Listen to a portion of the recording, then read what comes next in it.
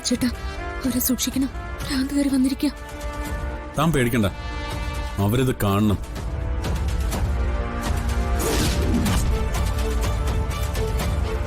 വാ.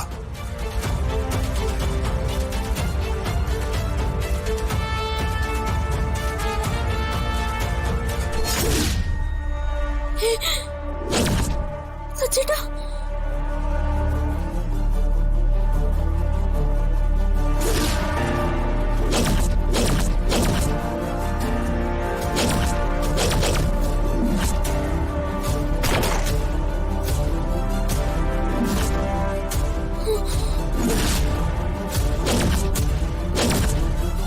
സച്ചേട്ടാ.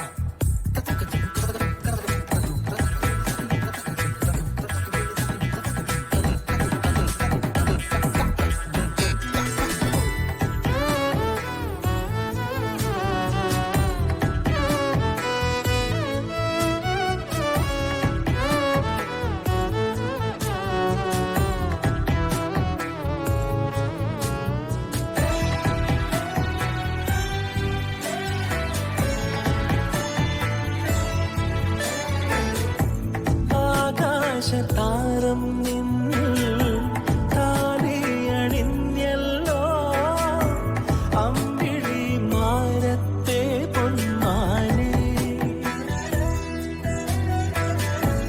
ആലോലമാടും കണ്ണിൽ ലാസ്യമുണർന്നല്ലോ കാലിലെ തുമ്പത്തെ പൂത്തുമ്പി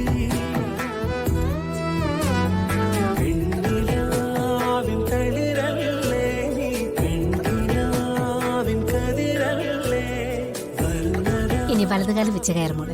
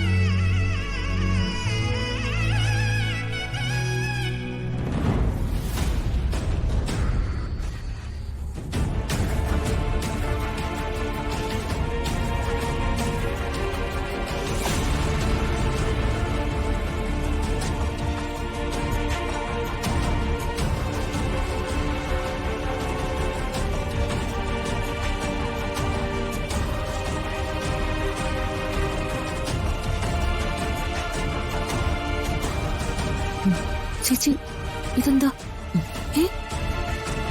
അതൊന്നുമില്ല, അമ്പലത്തിൽ വെച്ച് കൈയൊന്ന് മുറിഞ്ഞത്. അമ്പലത്തിൽ വെച്ച് കൈ മുറിഞ്ഞോ? എങ്ങനെ? അതൊന്നും ഇല്ലാന്നേ. നീ പോയി പാലും പഴം എടുത്ത് വെക്ക്. എല്ലാം ഞാൻ പിന്നെ പറയാം. ചേച്ചി ചെല്ല ചെല്ല, വേഗം ചെല്ല.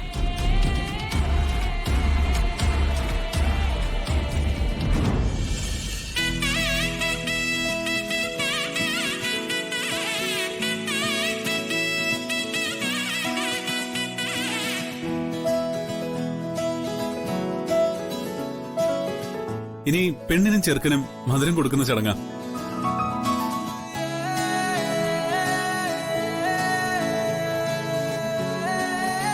നന്ദേട്ടാ, അങ്ങോട്ടിരിക്കാൻ. എന്നിട്ട് നീ പോയി ജയിലിൽ കിടക്കാനോ?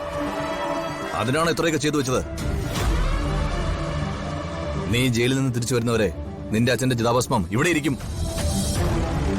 അളിയന്റെ ആത്മാവിന് മോക്ഷം കിട്ടണ്ടേ? നീ ജയിലിൽ പോയാൽ അതെങ്ങനെ സാധിക്കും? നിനക്കൊന്നും ബുദ്ധിയില്ലേ മൂർത്തി? പട്ടാപ്പകൽ ഇതുപോലൊരു ക്ഷേത്രത്തിന് മുന്നിൽ വെച്ച് പരസ്യമായിട്ട് ഒരാളെ വെടിവെച്ചു കൊന്നിട്ട് രക്ഷപ്പെടാമെന്ന് കരുതിയോ? അമ്മാവൻ അവരെ കുറ്റം പറയണ്ട, ഇതെന്റെ തീരുമാനം. ഈ മണ്ടത്തരം കാണിക്കുന്നതിന് മുമ്പ് നീ എന്നോടൊന്ന് ആലോചിക്കണ്ടേ? പ്ലാനുകളൊക്കെ തെറ്റി. ഇതായിരുന്നല്ലോ നമ്മുടെ പ്ലാൻ. തോക്കിനേക്കാൾ വലിയ ആയുധം നിന്റെ കയ്യിലിരിക്കല്ലേ? വെടിവെച്ച ഒറ്റയടിക്ക് ഒരാൾ ചത്തുപോകും, അതോടെ എല്ലാം തീരും. നീ ജയിലിലുമാകും. പക്ഷേ നിന്റെ കയ്യിലുള്ള ആയുധം പ്രയോഗിച്ചാൽ ആ കുടുംബത്തിലുള്ള ഓരോരുത്തരും നരകിച്ചു മരിക്കില്ലേ? ഇപ്പൊ അർച്ചനയുടെ കയ്യിൽ ഒരു പോറലേറ്റു, അത്രയല്ലേ ഉള്ളൂ. അന്നേരം ഞാനവിടെ വന്നുകൊണ്ട് രക്ഷപ്പെട്ടു. അമ്മാവാ, ഒന്നും ഇവിടം കൊണ്ട് അവസാനിച്ചിട്ടില്ല. നെല്ലിശ്ശേരി വീട്ടിലിപ്പോ നവവധുവിനെയും വരനെയും സ്വീകരിച്ച് ആനയിച്ചു കാണും. ആനയിക്കട്ടെ, ആരതി ഒഴിഞ്ഞ് നിലവിളക്കം കൊടുത്ത് സ്വീകരിക്കട്ടെ. പക്ഷേ അവള് വലതുകാല് വെച്ച് കയറാൻ പോകുന്നത് ഒരു വലിയ ദുരന്തത്തിലേക്കാ.